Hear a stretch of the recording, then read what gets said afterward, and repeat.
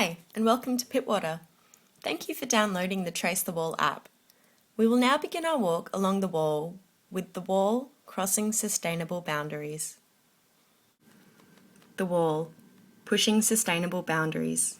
You are now standing at the northern face of the political wall erected in 1968 by the Radical Sustainable Party of Pittwater. The wall was erected overnight by party workers and marked a new movement in sustainable thinking. The wall aimed to keep residents within Pittwater in an effort to encourage a sustainable lifestyle whereby people worked where they lived and had a good work-life balance, uninfluenced by the overworked residents of the nearest CBD.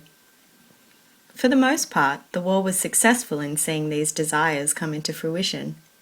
People travelled less to and from work, increasing their time spent with families and participating in sports and cultural activities. This led to a boost in people's attitudes and increased their productivity at work.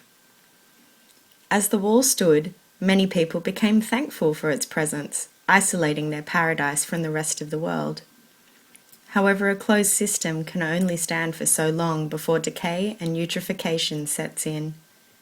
As you walk along the wall, notice how the local vegetation has reacted to the barrier, influencing many natural processes within the ecosystem. Many of the lower-lying shrubs have been affected by its presence. A once sustainable move was now the cause of a disastrous impact on the landscape. As you may notice as you make your way along the ridge, there are many youth camps, conference halls and continuing education facilities which have clustered together along the line of the wall.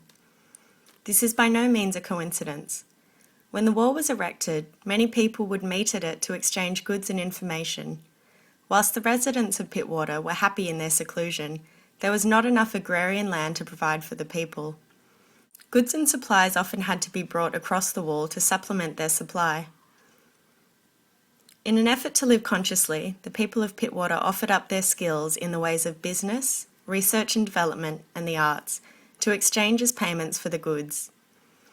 Many sites sprouted along the wall where people from Pittwater and Warringah, and sometimes even Greater Sydney, would come and gather to exchange ideas, knowledge and skills.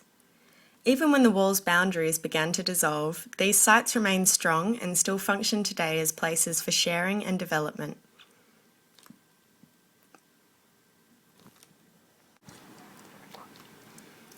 Below you lies just one entrance to what is thought to be a network of chambers underneath the wall. Used for both protection and defence, they offer it a place of retreat away from the heat as well as shelter for those who live by the wall.